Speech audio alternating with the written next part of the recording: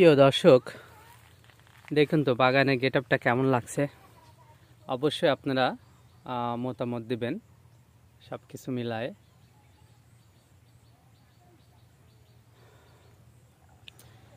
আসসালামু আলাইকুম সুপ্রিয় ড্রাগন প্রেমী কৃষিপ্রেমী দর্শক শ্রোতা, আপনাদের সবাইকে শুভেচ্ছা জানিয়ে ভিডিওটি শুরু করছি। আমি রয়েছি আমাদের দাসগ্রাম ড্রাগন অ্যাগ্রো ফার্মে। ট্যালিস পদ্ধতিতে তৈরি এই আমাদের রেড ভেলভেট জাতের ড্রাগন ফলের বাগানে। তো বাগানে আমরা বলেছিলাম যে আগাছাগুলো আমরা পরিষ্কার করে দেব। এই ভিতর দিয়ে আমরা আগাছানাশক দিয়েছিলাম, আর আমাদের শাড়ির ভিতর দিয়ে যে আগাছা ছিল এগুলো আমরা আজকে পরিষ্কার করে দিয়েছি। তো আলহামদুলিল্লাহ আমরা বাগানের ডগাগুলো সব ট্রিপিং করে দিয়েছি। বাগানকে একদম ফুল ফলের জন্য আমরা প্রস্তুত করে রেখেছি। উপরে দেখুন অতিরিক্ত কোনো ডগা নেই, সব ডগাগুলো আমাদের ডেভেলপ হয়ে মোটামুটি হেলে পড়েছে।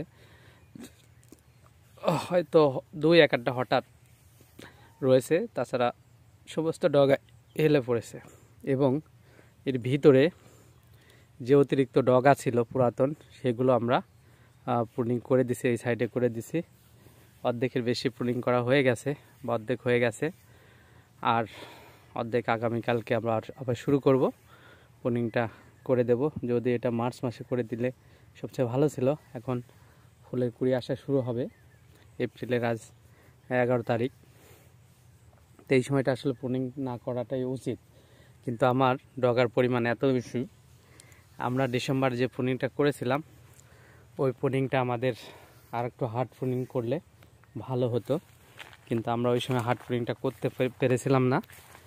যার কারণেই এখন আমাদের বাধ্য হয়েই হার্ড প্রুনিংটা আবার করে দিতে হচ্ছে।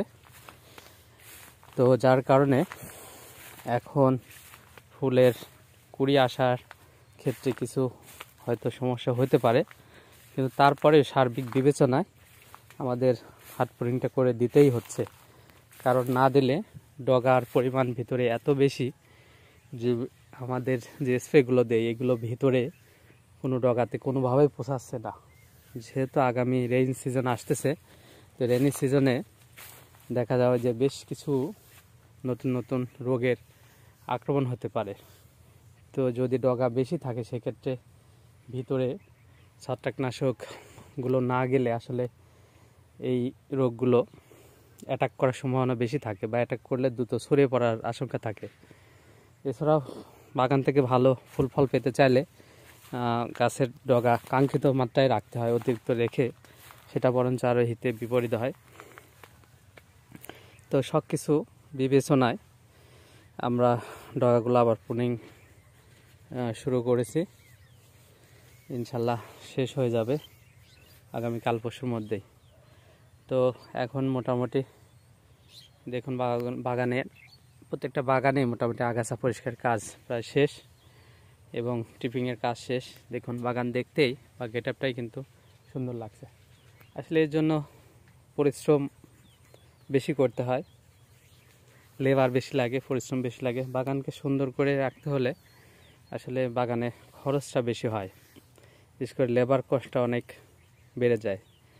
তো বাড়লেও বাগানটা আসলে সুন্দর করে রাখলে রোগবালাই যেমন কম হয়, তেমনি এখান থেকে ভালো ফিডব্যাকও পাওয়া যায়।